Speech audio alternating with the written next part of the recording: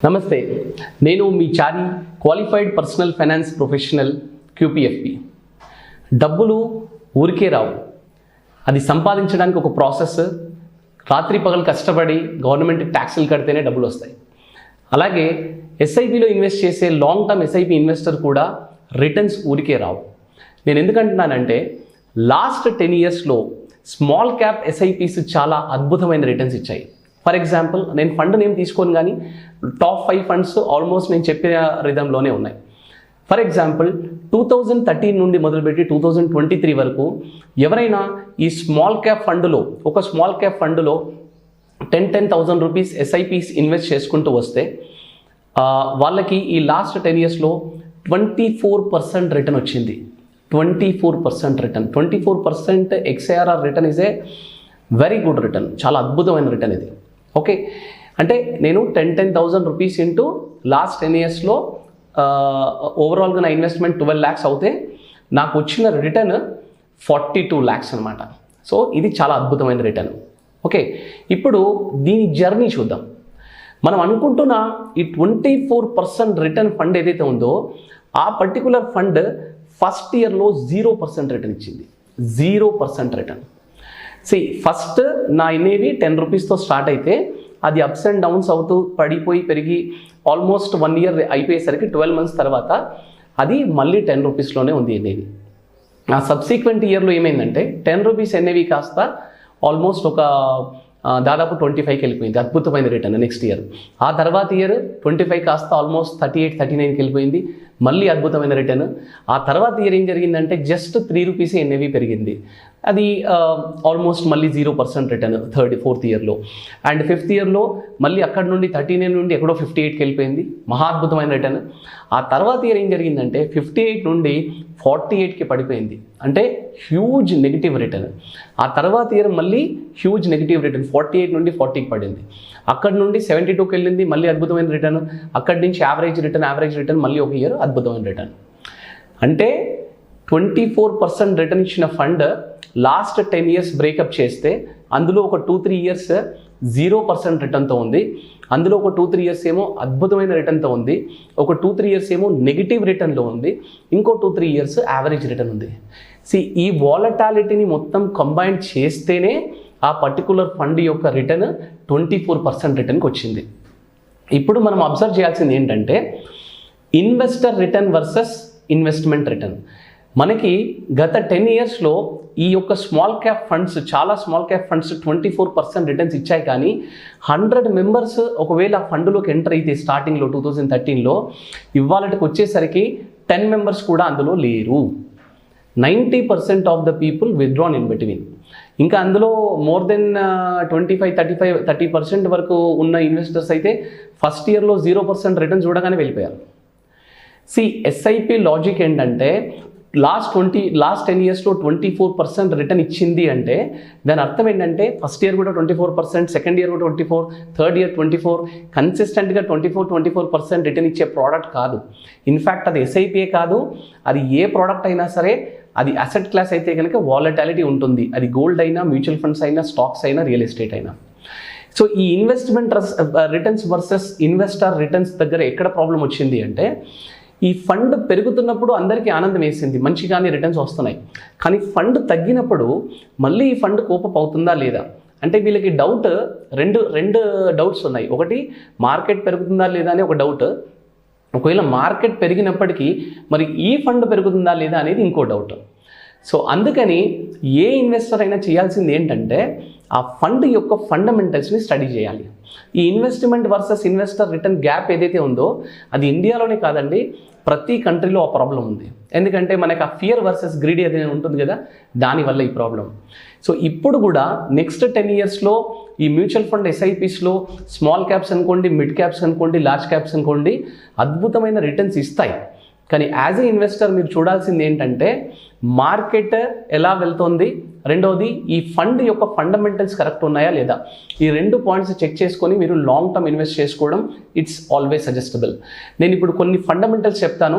ఒక ఎస్ఐపిలో ఆ particular fund ఫండమెంటల్గా strong ఉందా లేదా చెక్ చేసుకోవడానికి కొన్ని పారామీటర్స్ చెప్తాను. ఈ పారామీటర్స్ కనుక కరెక్ట్గా ఉన్నాయంటే కనుక మీరు ఆ ఫండ్లో కన్సిస్టెంట్గా ఇన్వెస్ట్ చేసుకుంటూ వెళ్ళొచ్చు. పాయింట్ నెంబర్ 1 మనం చూడాల్సింది ఏంటంటే benchmark of that particular fund. మనం ఏం చేస్తున్నాము, అందరు చేసే పెద్ద మిస్టేక్ ఏంటంటే, ఫర్ ఎగ్జాంపుల్ ఒక లార్జ్ క్యాప్ ఫండ్ ఉందనుకోండి, ఎక్స్ లార్జ్ క్యాప్ని వై లార్జ్ క్యాప్ ఫండ్తో కంపేర్ చేస్తూ ఉంటాం. That is wrong.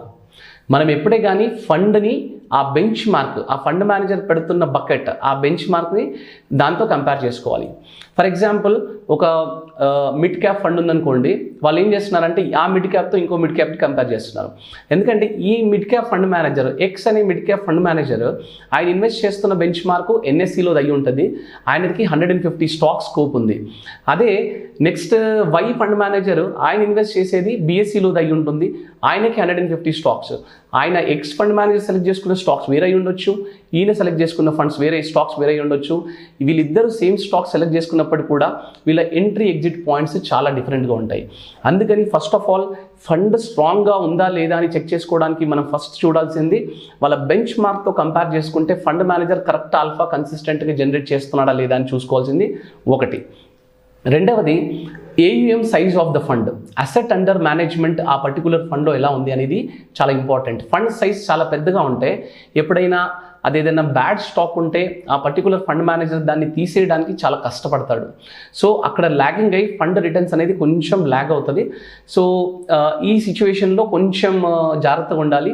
అంటే అన్ని ఫండ్స్ అలా ఉండవు, బట్ కొన్నిసార్లు రిస్క్ వచ్చినప్పుడు మాత్రం సైజ్ పెద్దగా ఉన్న ఫండ్కి మాత్రం ఈ చిన్న రిస్క్ అనేది ఉంటుంది. అండ్ మూడవ పాయింట్ మీరు చూడాల్సింది ఏంటంటే portfolio turn over ratio. Fund manager long term stocks stick అవ్వకుండా రెగ్యులర్గా చర్నింగ్ చేస్తే కొన్నిసార్లు మంచి రిటర్న్ రావచ్చు, కొన్నిసార్లు నెగిటివ్ రిటర్న్స్ కూడా వెళ్ళిపోయే ఛాన్స్ ఉంటుంది. అందుకని పోర్ట్ఫోలియో టర్న్ ఓవర్ రేషియో ఎంత తక్కువ ఉంటే అంత మంచిది.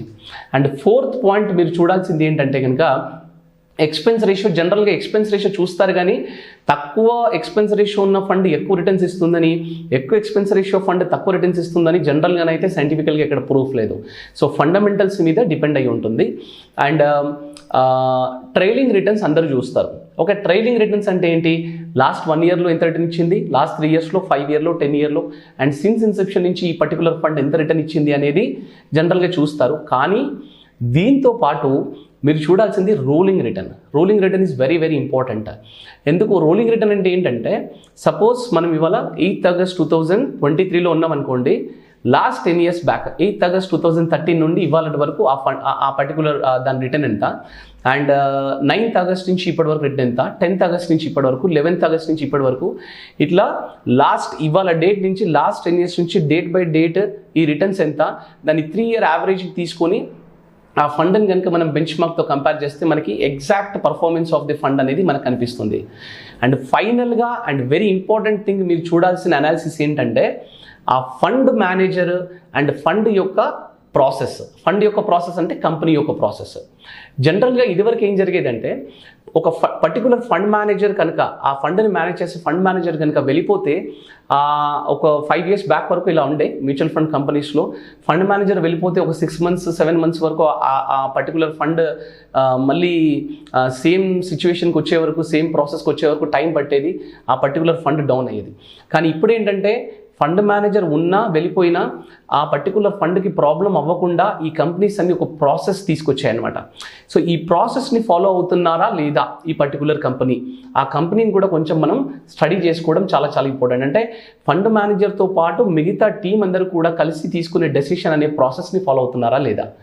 సో ఈ 6-7 చాలా ఇంపార్టెంట్ ఫ్యాక్టర్స్ని, ఈ ఫండమెంటల్ అనాలిసిస్ని మనం చెక్ చేసుకుంటే ఆ ఫండ్ రైట్ డైరెక్షన్లో వెళ్తుందా లేదా ఫ్యూచర్లో అనేది మనకు క్లియర్గా కనిపిస్తుంది. ఈ ఎక్సర్సైజ్ మాత్రం ఎవ్రీ 3 monthsకి మీరు చెక్ చేసుకుంటూ ఉండాలి. ఒకవేళ మీ దగ్గర టైం లేదు, ఇలాంటి చెక్ చేసే నాలెడ్జ్ మీ దగ్గర లేదనుకోండి, ఎవరైనా మ్యూచువల్ ఫండ్ డిస్ట్రిబ్యూటర్ కానీ ఎవరైనా అడ్వైజర్ దగ్గరికి వెళ్ళి వాళ్ళ త్రూ ఇన్వెస్ట్ చేసుకోవడం చాలా చాలా ఉత్తమం అండి. అన్నెసరిగా అన్నీ మీరే చేసుకోవాలి, మనకు టైం లేదు అని చెప్పేసి ఇన్వెస్ట్మెంట్ చేయకుండా ఉండడానికంటే ఎవరైనా అడ్వైస్ తీసుకొని ఇన్వెస్ట్ చేయడం చాలా చాలా ఉత్తమం. నెక్స్ట్ 10 yearsలో 15 yearsలో కూడా చాలా మంచి రిటర్న్స్ రాబోతున్నాయి. కానీ మీరు జాగ్రత్తగా, అది స్మాల్ క్యాప్ అయినా, మిడ్ క్యాప్ అయినా, లార్జ్ క్యాప్ అయినా, జాగ్రత్తగా అనాలిసిస్ చేసుకొని ఇన్వెస్ట్ చేస్తేనే అద్భుతమైన రిటర్న్స్ వస్తాయి. ఎందుకంటే డబ్బులు ఊరికే రావు, అట్లాగే ఎస్ఐపిలో ఉన్న రిటర్న్స్ కూడా ఊరికే రావు. నమస్తే.